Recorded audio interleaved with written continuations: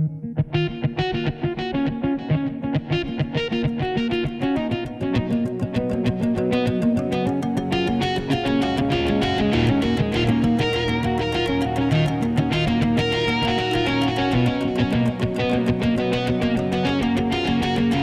disclosure, I'm Robin Farzad, and we are live from the Robin School with the Richmond Fed.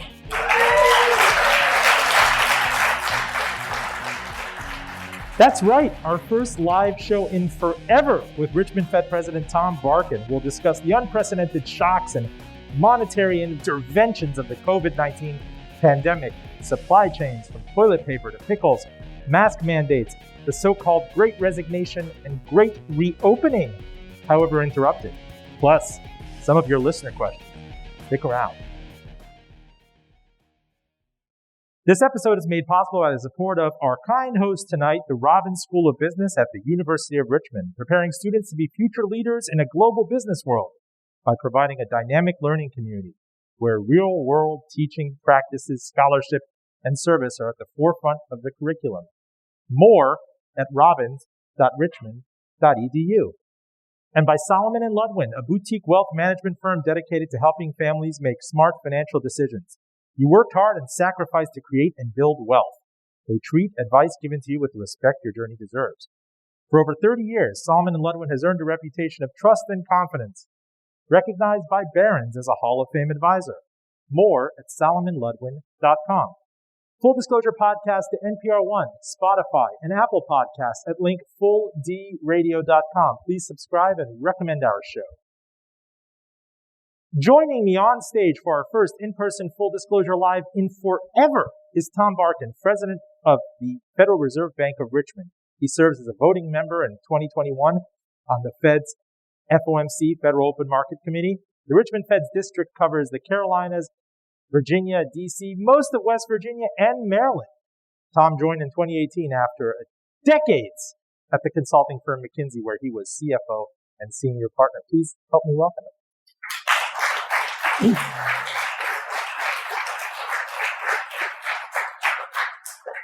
Good sir, I always start with this jump ball, whether I'm having a doctor, a public health person, a business person, a fiduciary on. To what extent in your career did you study 1918 as a kind of a business and economics event? Until I got to the Fed, 1918 was the end of World War I.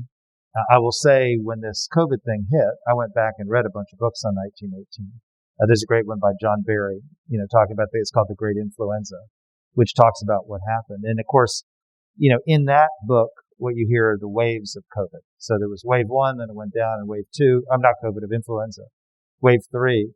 And so that was pretty instructive because you could argue we've been through those 3 waves here. Hopefully we won't have a 4th and a 5th. I then went and bought a book about the 1920s because, of course, what happened after the great influenza was the Roaring Twenties. And what's interesting is there was a little-known problem we had in 21-22, which the economy fell off the cliff at the end of it. And then it came back to the Roaring Twenties. And so you try to learn the lessons of the past so that you can try to steer so you don't have the same kind of issues. But it is interesting what parts of history we remember and what parts we don't.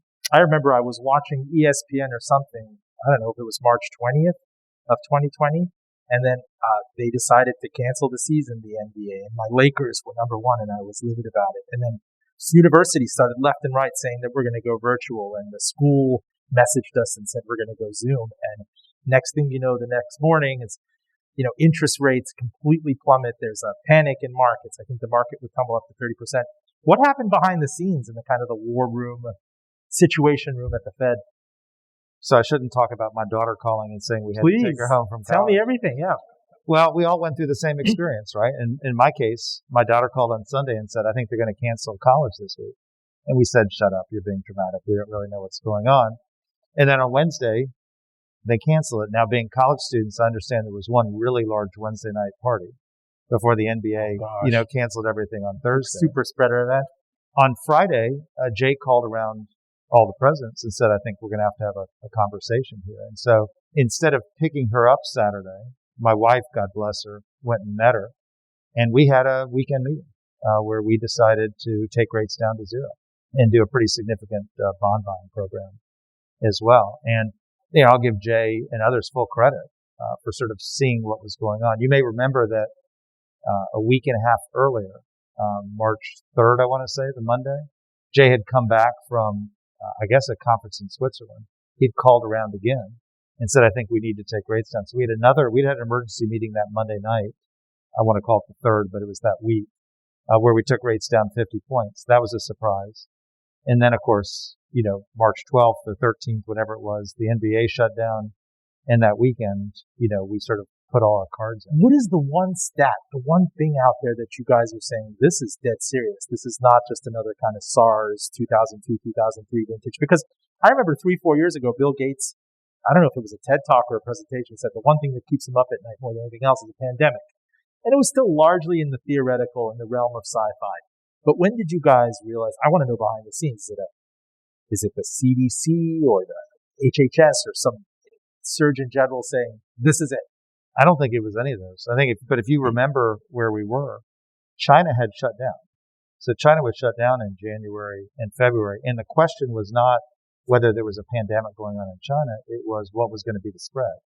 And so, we didn't have a lot of testing in that time period, but you started to see real spread. If you remember in the first 2 weeks of March, if I remember correctly, first in Washington at that nursing home, then there was some in California. There was the New Rochelle. Seattle, New Rochelle, and the Orthodox. And so I think the issue was spread, and the cases just started to multiply. And I think that was it. And again, we all remember the NBA for strange reasons, but I think that was another signal that this thing has gone beyond it. So you have colleges shutting down.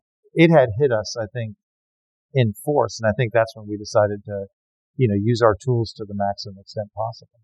And then, this is a global health crisis, but also there was a parallel energy crisis where after a few weeks you couldn't give oil away. And this was a bona fide economic crisis. Small, medium business owners couldn't go to work. They didn't have recourse. This was specifically written out of their business interruption insurance. I think Wimbledon bought pandemic insurance. So the Fed, within its mandate of full employment and price stability, had to come in and kind of parachute in emergency circumstances. Well, so you had the normal tools that we use. Mm-hmm. We took rates to zero. We did that quite quickly, as you know. Then there are the extraordinary tools. Markets had really frozen up, and not opaque and obscure markets, not markets where you could imagine some sort of a guilt by those people. The treasury market, the mortgage-backed markets, they had frozen up, and basically you had a bunch of people, I think, in a significant flight to safety, who were selling out of whatever they had and just wanted cash and treasuries. And so when the bid-ask spreads in the U.S. Treasury market go to a level, we just said we had to do something to make those markets work. So we started buying treasuries and mortgage backs in significant proportions to try to help bring those markets back, which happened, over the next couple of weeks, I'd say, at least to a significant extent. Could you explain that for our listeners? In addition to taking rates up and down and the discount rate and some of the other traditional tools in the Fed's quiver, since the financial crisis of 2008, the Fed has actually gone in and bought trillions of bonds, mortgage-backed securities. Is the goal there to try to do even more to keep interest rates subdued? So I'd say there have been three phases to it. Back during Ben Bernanke's time, there was an effort called quantitative easing, which was intended to, buy treasuries and mortgage backs. And I think very much to bring longer rates down. I think that was the spirit of it. What we started doing in March of 2020 was not with that spirit. In fact, there were many, many of those purchases that were short time. It was actually to make markets function. The basic market for treasuries in this country was not functioning. And so it was about to make markets function. Now, why did it not function? When something goes wrong here or globally, people pile into U.S. treasuries. It's still the redoubt of safety. Buyers and sellers. So if you've got people who want to buy and the sellers don't want to sell, that's a market that doesn't function. And there's a big amount of research that's being done into why exactly it didn't function. There are some people who would suggest you had, banks that had liquidity thresholds that didn't want to take anymore. You'd have others who would suggest it was just it was people who are traders who were working from home and didn't have the access to the approvals to take that on. But for whatever reason, it wasn't functioning. And we could have spent weeks to try to figure out why, but we knew it wasn't functioning, so we tried to do what we could. And then what happened is that Congress passed the CARES Act. Mm-hmm. And in the CARES Act, it gave us the authorization to open a few new facilities, including ones that, would buy municipal bonds. Those are authorities that we don't normally have. And after Dodd-Frank, it was actually said you could only buy certain things with the approval of the Treasury Secretary, and then Congress extended those. And so we started buying more of those assets. Those facilities have all been closed at this point. But again, I talked to a AA rated defense contractor that couldn't roll over their commercial paper. So you had real issues with market functioning that aren't normal, that you would want to not happen again, but were happening in March 2020.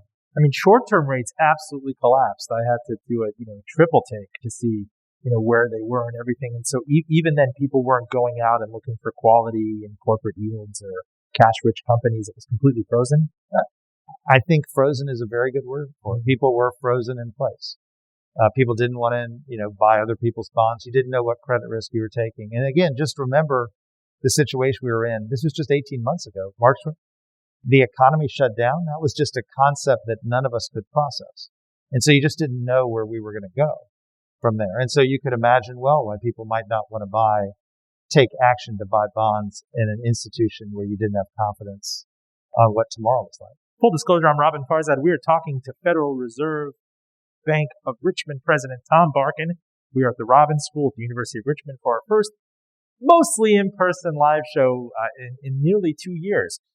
I have to ask you in that kind of moment, again, help me behind the scenes. Are you getting calls left and right? Because your province includes tremendous technology control for all of the Fed presidents. You're a technology expert and you worked for decades at McKinsey. I never appreciated, I didn't even know what Zoom was before this happened. I had, Skype and FaceTime, and yet overnight, as if in 3 days, the entire economy and our bandwidth and everything fairly seamlessly shifted to Zoom. Like, imagine if this had happened in 2003 in kind of the 56K modem era. What kinds of supports were given to technology, or kind of the systemic nature of bandwidth or data warehouses? What was going on behind the scenes with Fed? Well, we also went home. We also went to work. By the way, we didn't go straight to Zoom because Zoom at the time in particular had some well-known security issues that we weren't comfortable with. But, we did have our video platforms, and we went and used those video platforms. I'd love to tell you it was beautiful. Every single call. No one ever talked while they were on mute. Nobody ever had bandwidth issues. But, we had the same issues everyone else did. I'm really proud of our technology team because we did make the shift quickly. We did bring it up and running. And I think our team built a lot of credibility internally because they did do a significant, proactive, continuous improvement bandwidth effort to try to get access so that people could make it work. And as I compare to the corporate institutions that I talked to, ours was actually more seamless. I'm pleased to say. But a lot of it had to do with the combination of getting more bandwidth to people and also, frankly, educating users. Because most of the errors are user errors. Anywhere from, your own, local broadband isn't up to snuff to, you're not using the machine the right way. And so, we got there and we made it work. I think the phrase that everyone uses and the one that I would use too is we made it work. We haven't had an in-person FOMC meeting since January of 2020 because we had to cancel the March one. So we've made it work. But I'm just not a believer that it works exactly as well. There's something about reading somebody's body language. There's something about walking out of a meeting and having a debrief of what did or didn't happen in the meeting. There's something about knowing if somebody's having a bad day that you just don't figure out on Zoom. So we've made it work, but that's where I put it. I don't know that it's working. I just say we've made it work. I'm thinking back to the turn of the century and the various shocks that the economy and the market and geopolitical things that have happened, everything from .com crashing in September 11th and the global financial crisis. I don't recall a period kind of in my investing adulthood when interest rates have been this low for so long. It feels like we've been at emergency policy, at least for the majority of the past 2 decades. Was that a question? Yeah. I mean, a whole generation is growing up assuming that, I guess. So rates went down to zero. Rates went down to zero, I think, in 2001. Starting at about 2003, they came up to, I want to call in the 4.5% range by about 2008. Then they went down to zero, in the great global financial crisis, and then came back up to roughly 2.5% in 2018. And now they're back to zero. I remember my dad taking me, I grew up in Miami, and we had Savings of America. And he took me to the bank in 1981 to give me this passbook savings account. And he gave us a blender and 14%. And he would talk about inflation and these things. And we were talking about it when I was visiting him. It's definitely a lifetime ago when you talk about that Federal Reserve and Volcker breaking the back of inflation, which hasn't been something that's visited us for a while. Yeah.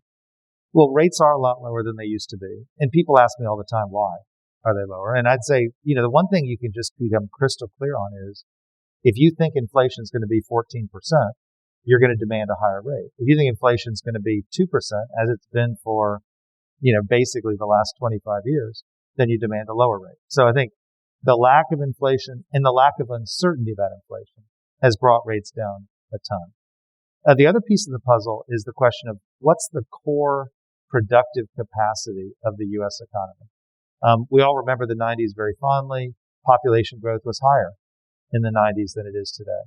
Productivity growth was higher in the 90s than it is today. So if you think, the analogy I like is a car when you don't have your foot on the gas. Just how fast is that car going to go when your foot's not on the gas? How fast is the economy going to go when your foot's not on the gas? And I just think in our economy and the global economy, that's a slower number than it was 20, 30, 40 years ago. Both of those have brought interest rates down. Well, the corollary on that is what about savers?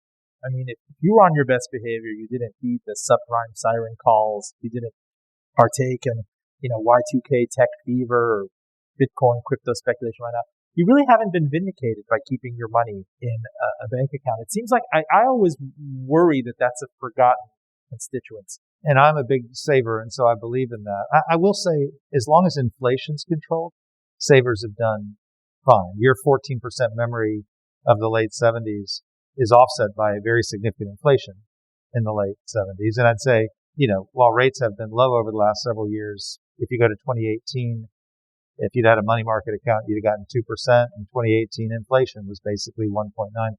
They gave me a toaster 40 years ago. Well, in a VCR probably. In a VCR, yeah. A lot of things you don't use anymore. But I think, the risk, of course, is that you have low rates and high inflation. That's, of course, what you want to try to avoid. Explain it. Can you please unpack and define inflation for me? And I'm not being coy because I feel like if I talk to mom and pop and family and small biz, they definitely feel inflation. But the Labor Department and the Fed and various economists break it out and split various hairs. Yeah, it's a great question. And I think there is a lot of confusion about it. Businesses think of inflation as increased costs. We had inflation all over the place. If you talk to a business, that's because their costs are going up. We're actually looking at inflation in terms of prices, right? So there's prices and there's costs. And if prices don't get passed through, then that's not inflation to consumers. Most consumers actually, when they think about inflation, think about food and energy, right? But when you look at core metrics of inflation that take out the volatile figures, they take out food and energy. And so core inflation isn't the same as, food and energy. But the biggest confusion right now is, I'll call it the difference between a one-time price increase and persistent price increases. And so there's no doubt this year that we've had a one-time price increase. Prices have increased this year. Okay, and so that is inflation. That is inflationary. But when people say we're not yet sure that we've moved to inflationary regime, they're saying, I'm not just sure that inflation's going to persist year after year after year. And so the question that a lot of people, very much myself, are asking is this year's inflation, which you all know is being driven disproportionately by supply chain problems and return to normal and the fact that cars can't get chips and those kind of things, is that going to persist? I think that is the question that we're charged with trying to handle and which we're absolutely trying to investigate. So is capital I inflation kind of the Paul Volcker, rest in peace variety that he sought to break the back of? When you're seeing price increases passed down and people going and asking their bosses for raises and then just vicious cycle back and forth? Yeah, that was the 70s. And remember what we had in the 70s. You had the Great Society spending. You had the Vietnam War spending. You had the U.S. leaving the gold standard. You had OPEC. You had wage and price controls that ended up, creating a big bow wave of inflation. And all that was in an environment where you had significant part of the economy was union dominated and had long-term multi-year pattern bargaining arrangements. And actually a big part of the economy was regulated. And so prices actually also indexed to CPI. Airlines, trucking, railroads, they were all regulated in the 70s. And so you had huge parts of the economy that were, I'll call it, indexed. And you had these pressures that came on that drove it. A lot of that is what unlocked the ever spiraling inflation of the 70s. So does that potentially hit a tripwire now? We're going to talk about the great resignation and this vexing problem for all manner of workers. Employers, we can't hire anyone. I can beg them. I can give them gift cards. I can give them a vacation. You can walk on Grove Avenue. Taste Unlimited's offering $20 an hour. Please just show up. Hire your friends. Have you tried a toaster? I haven't tried a toaster. Okay. One of those sponges. Does it then hit the capital I inflation tripwire when the price increases are passed and what you see 2 or 3 cycles of hikes and then the Fed's realizing, wow, we need to kind of shut down the economy so these raises don't happen en masse? Well, we'll have to see how it plays out. But what's happened so far is, our economy has been beset by a set of unpredictable variables at levels that are hard to remember in our experience, right? COVID, up, down, stimulus, up, and then another set of stimulus, and maybe, more to come. A vaccine that we didn't know if it would work, and then we couldn't roll it out. And then it worked, and then not everyone took it. And now we've got a Delta, variant. It's just been shock after shock after shock. And in that context, firms have really struggled to try to do production planning. And so everybody's short, whether, you remember the toilet paper you mentioned at the beginning, all the way to, we talk about cars today. So supplies are short. Demand is elevated in large part influenced by some of the stimulus we're talking about. And the workforce is short. In part, this is a tough time to try to go to work if your kids are going to get sent home from school. In part, perhaps because of these benefits and stimulus, but in part also some people just don't want to take the risk of getting COVID. And so your long demand, your short supply, businesses are not investing even to build more supply because who knows what the future looks like. And that's what's driving prices up. And if you go into the summer, 75% of it, I'd say easily has been attributable to new cars, used cars, rental cars, all of which are affected by this chip shortage.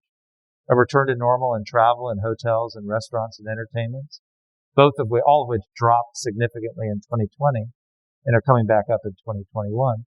And so it's hard to imagine that all that is going to affect the future. Now you get to today, and people like me who were hoping, expecting that with the fall, with COVID being down, with kids back in school, with excess enhanced unemployment behind us, you'd have more people back in the workforce, are stopping and asking the question, holy cow, how long is it going to take for the 5 million workers on the sidelines to get back in the workforce? So quickly, how are those workers making ends meet if enhanced unemployment, extraordinary benefits, you've eaten off the yoke, the extraordinary one-time things of 2020 and 2021. You got to go back to work. There's still a lot of excess savings in people's pockets, including people, in the bottom half of the income spectrum. And part of that has been unemployment payments or stimulus checks. But part of that has been that none of us have spent over the last 18 months the way we were on a path to spend beforehand because restaurants weren't open or bars weren't open or we canceled a trip. And so people do have some amount of money in their pocket. That's the first thing. The second thing, it sounds trite, but this whole conversation about reassessing your life, the segment that is down the most is working class parents of kids under 10. And you can imagine that a lot of them are dual career couples and, scraping to get by. And it costs some amount of money to go to work.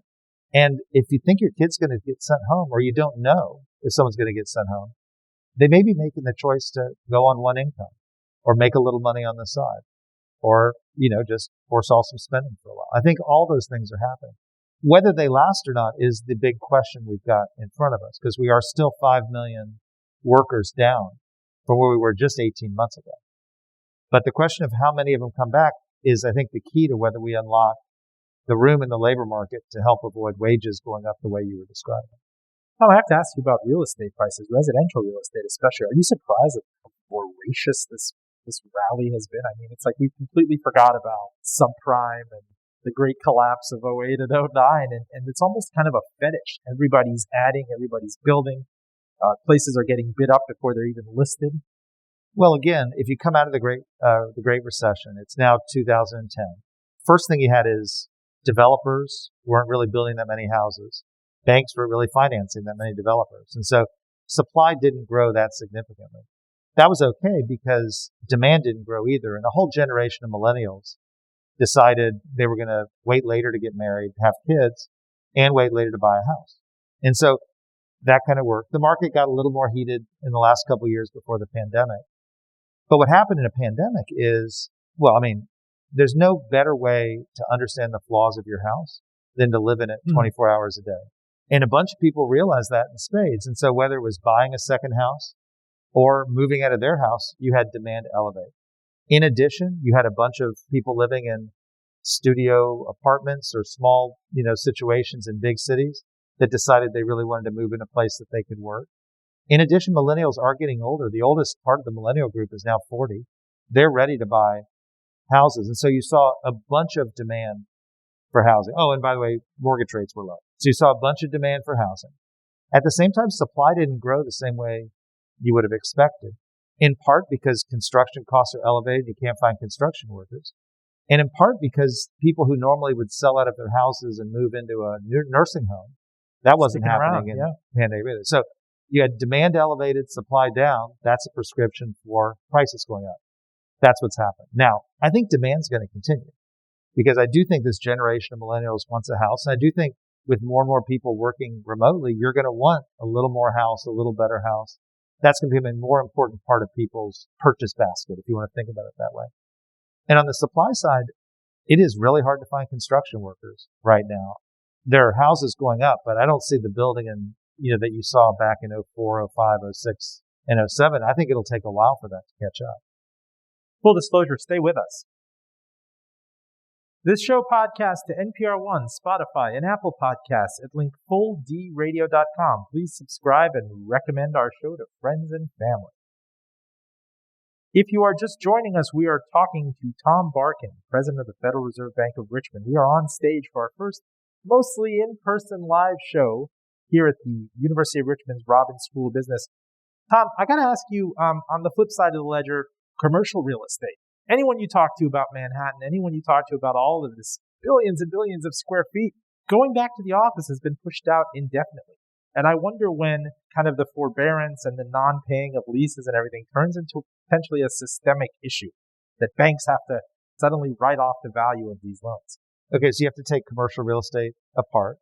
Industrial and warehouse space is booming. Yeah. Everybody's distribution centers, all the rest of that stuff. Multifamily still seems to be doing fine, particularly outside of the 10 biggest cities in the country. You're talking about, and then retail. Obviously, if you're next to a Home Depot or a Walmart, that retail space is doing fine. If you're talking downtown retail, that space is struggling. And small retail is going to catch as catch can. Malls are obviously struggling. When you get to office space, we'll see. And that's what I put it. I mean, the office space is built. I don't think there's a ton of new office space coming on. I think that office space will be occupied. The question is at what price, right? And you're already seeing, I've talked to folks in a lot of small to medium towns saying they can't get any office space because people who've been working from home do need a space to go. And so they're selling small parts of the office space to people who want, I'll call it home offices outside of the home. The downtown, for sure, every big employer, and we are too, is reevaluating what percentage of people you want in the office or out of the office. Workers are evaluating the same thing. You're going to have, organizations using less space. And so I do think that downtown commercial real estate is going to be challenged from a rent, and price standpoint. But the question of any kind of systemic issue comes down to the question of how levered is that? Who owns it? Right? I can tell you we've been through, with the banks, a pretty significant stress testing exercise over the last 2 or 3 years. And they're pretty strong in terms of capital. And we've put pretty, negative assumptions on commercial real estate. And they've withstood those. So doomsday lockdown type scenarios where, people start considering if I have 40% of my workers coming in and staggering, why should I pay the full freight for this square footage? I need to renegotiate. That's kind of a soft default. Oh, no. Will there be people who will default on commercial real estate? Sure. Will there be people who move out of their building and leave it to somebody else? Sure. The nature of these things is you have an obligation for 10 or 15 years. Right. And so it'll take a while for that to come the case, or you put a particular property into bankruptcy. Those are going to happen. Economy is going to adjust. I mean, that's creative destruction.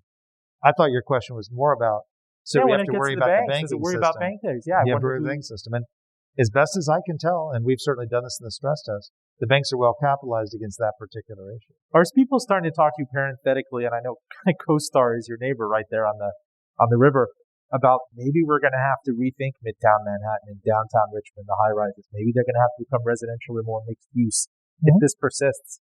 Well, if you go down Main Street here, it's actually already got a lot of residential uses here. When we moved to town, we actually thought about moving to downtown and buying a condo there. And it wouldn't surprise me at all. And in fact, as you know, large parts of Manhattan are in fact condoized.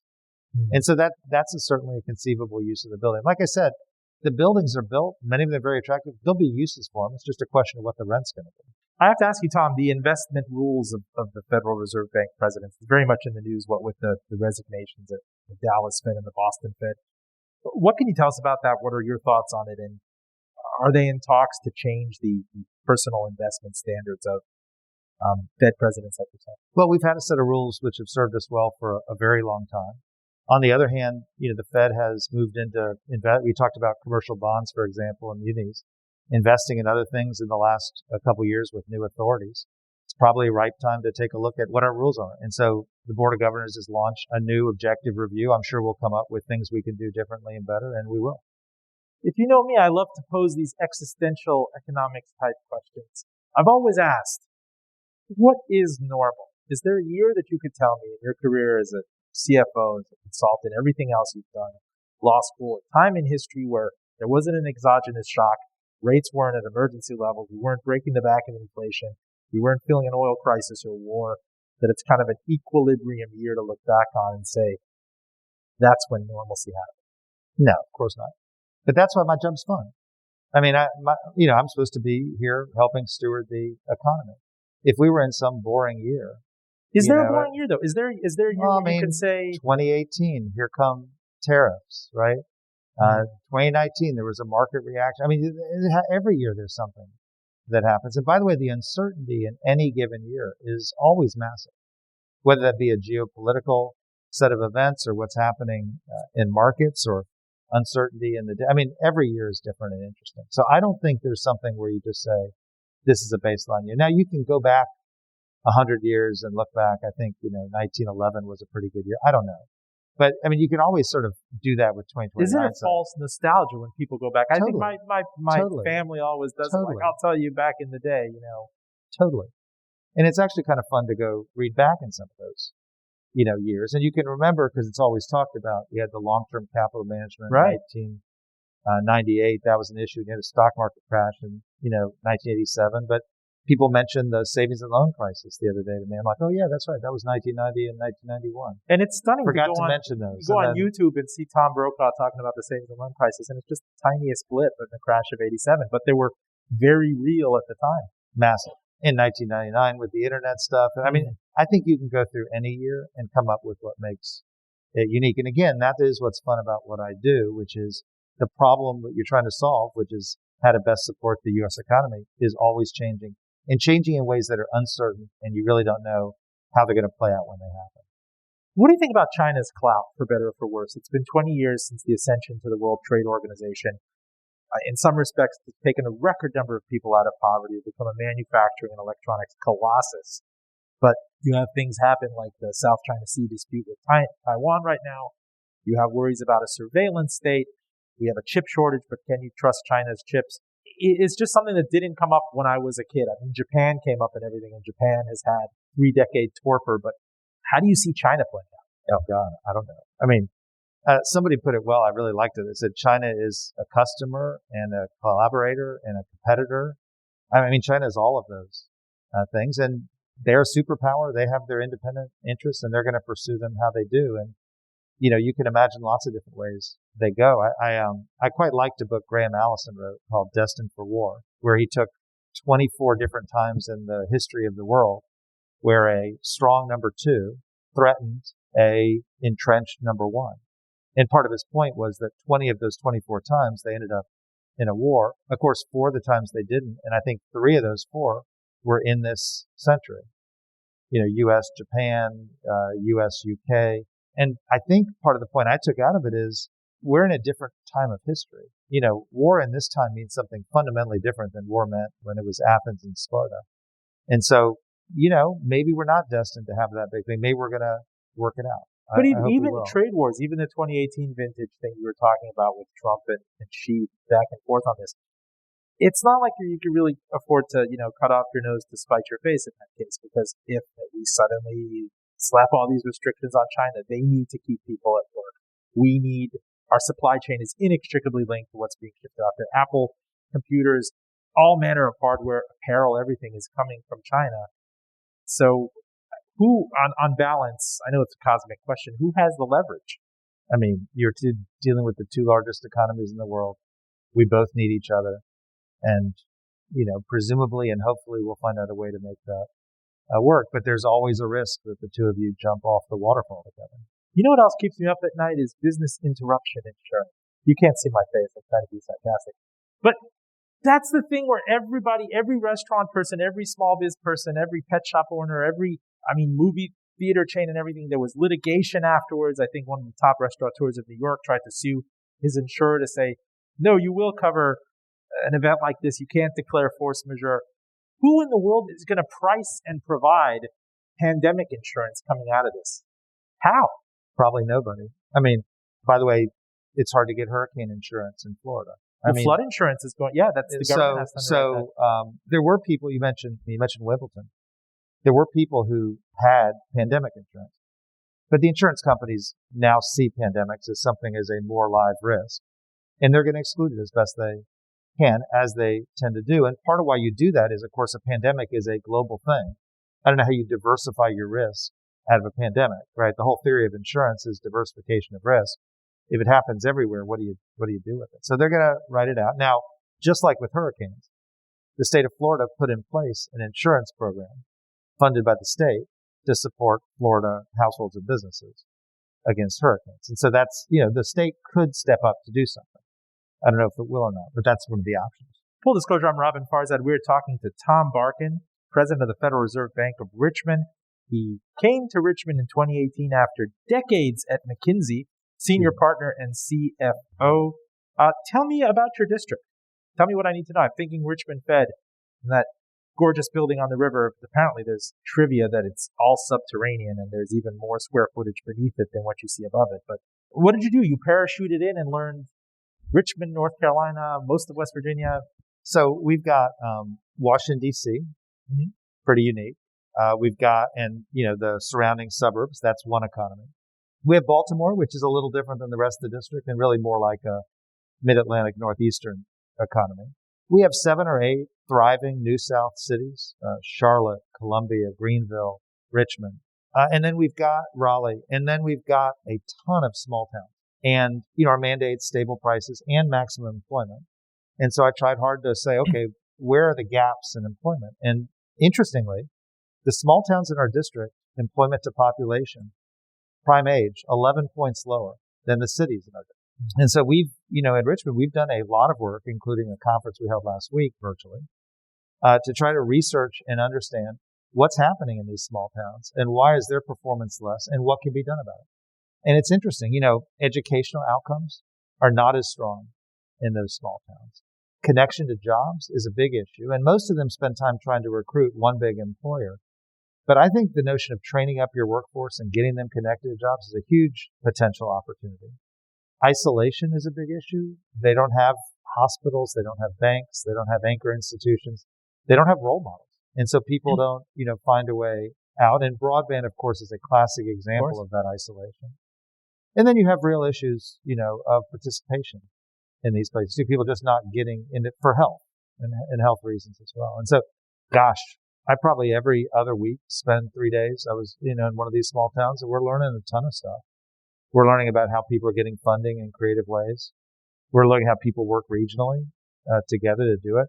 There's a whole set of issues around how do you build a sense of place, a sense that people would want to come back to, that your kids would want to, live in. And I think there's a lot about how do you build capacity to attract funding. In some of this latest stimulus package, there is a boatload of funding that could potentially go out to these places. Broadband is a great example, but you have to be ready to accept the funding. And that means you have to have an organization or a leader that is credible with the people who allocate funding and frankly can put together grant writing capabilities so that people can actually get access to it. The folks who get the funding out of all this stuff are grant writing machines. And I think we need a lot more small towns that are able to access this money so they can deliver it in their communities, so they can build something out and make things better for them. Talking about funding futures. coming down the pike, whether it's $1 trillion, $2 trillion, $3.5 trillion, there's certainly an extraordinary redefining of infrastructure. It's actual hard infrastructure, high-speed rail, roads, bridges, repairing rust, and then the human infrastructure you're seeing coming out of the White House. What kinds of questions are you getting about this? Because we focus a lot on monetary policy, but there's still fiscal policy potentially coming down the pike. Well, so the classic question you get in the communities is, can we afford it? The question I'm asking is, are we going to do a set of things that get more workers into the workforce? Or are we going to do a set of things that constrain the workforce? And I don't know what's in these bills in the end, and so we'll see. On the infrastructure side, America clearly needs infrastructure. We're actually also short infrastructure workers. So what are we going to do to get more people into certificate programs? Are we going to pair it with let's say, make Pell Grants available for those programs so that you can get more people into the workforce in these infrastructure jobs so that you can actually do the projects that are out there? I am worried about the 5 billion people we talked about out of the workforce. How do we get more parents into the workforce? That's an important issue. Should we do some of the things that Japan has done to get more 55 and older back into the workforce? That's an important issue. And so I think there are things we could do that would bring people in, but I don't know. In your mind's eye, are there ways that this could kind of be surgically spent, or certain levers that you could pull, that it's not just a blunt, throwing cash out, that it will specifically seek out and embolden and empower people who have been underrepresented or underutilized labor capacity? Well, if you gave me the ability to write all the bills, of course I would do it better in my own mind. But we have a political process, and so they'll write the bills. That's not my job to do. Is there part of you that maybe pines for universal community college education? Or you talked about child care backstops right now. If you're a server, a single mother who is not convinced that school can take the kid back, can't afford child care, has to be in this kind of Zoom schooling purgatory, but you want to be out there, you want to be productive. There's no other backstop for you. There's no kind of way out of this. I think we have to think carefully about these. And again, I like to look at other countries. Women's participation in the workforce in this country peaked in 2000. Wow. And right now it's about 4 points below where it was in 2000. And that's almost all working class women. Canada's is up 5 points from 2000. And that up is almost all in working class women. So that's a 9-point gap. And I'd like to know, what is Canada doing to get women in the workforce that we're not doing? And I think it is in and around leave policies, child care, flexible arrangements, all those kind of things. Japan, I believe the number is that their 55 and up workforce participation is 13 points higher than ours. Wow. Theirs is 70, ours is 57. Is that because people just don't want to leave the workforce there? It's a cultural shame thing? While it might be, I think it has a lot more to do with job design and incentives for people to work longer. By the way, built out of necessity, because their workforce is shrinking while ours still has very modest growth. And so, those are the kind of things I think that are very interesting. But we have to learn a lot about what works in this economy, not just their economies. Tom, I have a question from Gary. The inevitable question about asset bubbles is, if you're out there flooding the plane with money and asset purchases and everything, it's going to goose capital. It's going to goose the stock market, real estate, crypto. I didn't even get into that. But do you worry about maybe the overshoot alongside what we saw in 2000, what we saw in subprime? Does the Fed have to worry about asset bubbles and preempting asset bubbles and fighting them? Well, I do worry about asset bubbles. I try to watch valuations carefully. Of course, it's hard to know, when you're in one. The other part that's important is they have the most significant impact if they're associated with elevated leverage. And so we do oversee the banks. That gives us an opportunity to inspect the leverage in the banking system. And as I said earlier with the stress test, that's a place we've spent a lot of time trying to understand. The question of how to run monetary policy and think about asset bubbles at the same time is a very complicated question, probably best described by, is it a good idea to shut down the economy early so that you can lower the price of assets. If you shut down the economy early, some people who would otherwise get employed Does it don't have get to be employed. that binary though? Shut No, it down and doesn't have swell to. it? Are there other But tools? that's how you have to think about the tools. And so, are there other tools we don't know about that limit margin or regulatory tools are the ones that are better at asset bubble. I mean, that's the way to think about it. I mean, if you think about the '01 asset bubble and whether it was Enron or Global Crossing, any of those companies, I mean, the SEC later did a whole bunch of changes to make sure they were reporting their earnings in the right way. That's a different tool than just using monetary policy. And, we have Thanksgiving coming up, and I don't know, I hope you can have in-person dinners and be reunited with your daughter and your family everywhere. Some uncle or cousin is inevitably going to bring up crypto and Bitcoin. And I still, for the life of me, I've been following it now for a decade. I don't know how to explain the purpose, the usefulness, the MO, the need in 30 seconds or less. Can you? I think my uncle probably wants investment advice, and I don't have any to give, so I'm not going to help him out with that. As I've talked to people about crypto, I've heard two different, I'll call it business propositions. One is as an uncorrelated alternative asset class, and the second is as a currency. As an uncorrelated asset class, sure, it certainly seems to have value today. All assets are worth what someone else will pay for it. And so there are other people out there willing to pay for it. You could argue whether it's actually uncorrelated with the stock market or not. It feels somewhat highly correlated, but okay, it's an asset class. The challenge with the asset class is when others decide they don't really value it, what do you have? And so you could compare it to art or gold. And you may or may not believe that the fine art I've bought has value. And if you don't buy it from me, I might just put it on the wall. Right. And there are other uses I can come up with gold too. I just don't know what I'm going to do with Bitcoin. But on a currency, there are countries, El Salvador has announced it, Argentina, Turkey, where the home currency is really not very credible. And so I'm giving you an alternative currency. That's a play. In the U.S., our currency is quite credible. And we have a digital currency. It's called the U.S. dollar.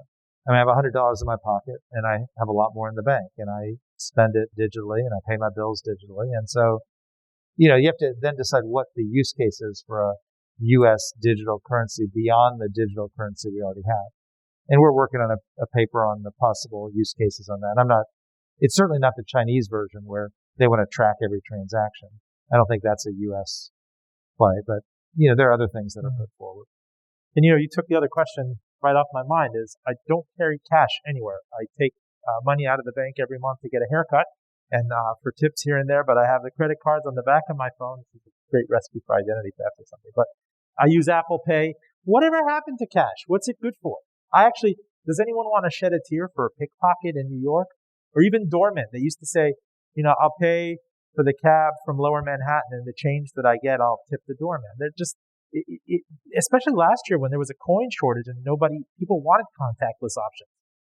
One interesting thing is the amount of cash in circulation is actually up year over year, which is surprising because the amount of cash we're processing is not up. I suspect that's because if you're in Turkey or Argentina and you can have some U.S. dollars, that's something you would, very much like. But I agree with you. I think we are living in a digital world, and whether it's Venmo or your bank account or Zelle, there's lots of different ways to pay people other than cash.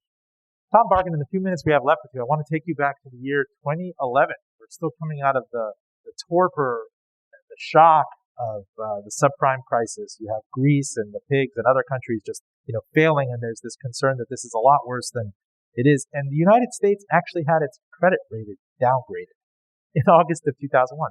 And I've looked at the U.S. debt since. It's performed marvelously. I've looked at U.S. stock markets. They've multiplied in value. I've looked at the United States debt outstanding. It's kind of like that didn't happen. It's one of those tiny things you look back on that was momentous and embarrassing at the time. But if we're being called profligate and we're playing chicken with the debt ceiling and everything, it's kind of certainly happening again right now. Well, I think there are a couple things you're getting at there. The debt of this country has increased significantly since 2011, but the price we're being asked to pay for it, which is not something driven by the Fed, I'm talking 10 or 30-year Treasury things, has not risen, in the way that you might have otherwise expected. And I think that is because those who invest in the debt still believe this is the best asset you can hold. The long-term U.S. Treasury is secure, rule of law, strong currency, responsible Fed, all the rest of that stuff. That's not an entitlement. That's something we've earned. And I think it's something we've got to continue to earn. And so that does make the case that we ought to be thinking carefully now that we're almost through this crisis on how we responsibly bring our fiscal situation back in line. I think the managing this debt ceiling situation well would be one good way to do that. And, I'm encouraged that we didn't do anything this month. I noted it's just a couple months away. I think everybody that I listen to suggests you don't want to go anywhere close to suggesting you're going to default on your debt. And so I'm hopeful we can get to the other side of this. Why does anyone even feel comfortable playing chicken with that? It seems, I don't know. In closing, Tom Barkin, tell us what's on your immediate radar. One thing that you think is being short-shrifted in the press right now that you wish would get more attention. Maybe it's an essay that you wrote, a pet project, a hobby. Well, I have a lot of great essays, which I should probably promote right now on richmond.org if you're interested. But the thing I'm really interested in is this question of what is really going on with the labor market. I mean, I'm in a business where I need to test my hypotheses every day to make sure I'm not off base somewhere. And I really did think we would see stronger job growth in the last 2 or 3 months than we've seen, because as I said earlier, COVID being behind us, unemployment benefits ceasing, kids back in school. I really did think we'd see it. We haven't seen it. So why not? Is it something temporal, which relates to the fact that the virus is back up, maybe new benefits that are out there? Or is this something that's actually more fundamental? And that's where I'm doing my research right now, is this question of, these 5 million people, what will it take to get them back in the labor market? What do we need to do, and why are they not back? Richmond Fed President Tom Barkin, needless to say, you are always welcome on this show. Thank you.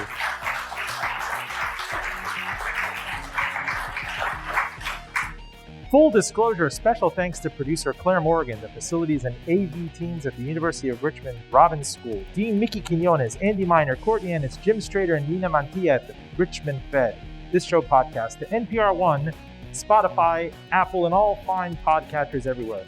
You can catch us on WERA 96.7 FM in Arlington, Virginia, and Washington, D.C., WPVM down in Asheville, North Carolina, even out west on KPPQ in Ventura, California.